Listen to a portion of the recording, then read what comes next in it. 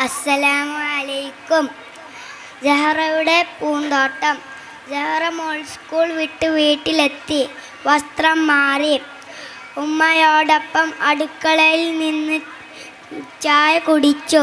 ചായക്കൊപ്പം കഴിക്കാൻ ഉമ്മ അപ്പം ചുട്ടിരുന്നു. അവൾക്ക് അത് വളരെ ഇഷ്ടമായി. ജഹറ മോളുടെ വീട്ടിന് മുമ്പിൽ ഒരു പൂന്തോട്ടമുണ്ട്.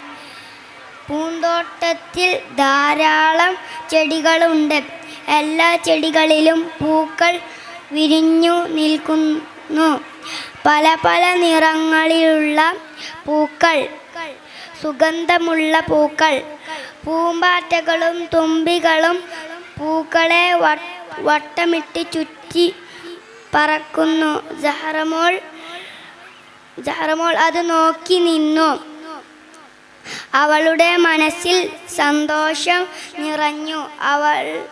അവൾ ചെടികളിൽ നനച്ചു. എല്ലാ ദിവസവും അവൾ ചെടികൾ നനക്കാറുണ്ട്. അസ്സലാമു അലൈക്കും.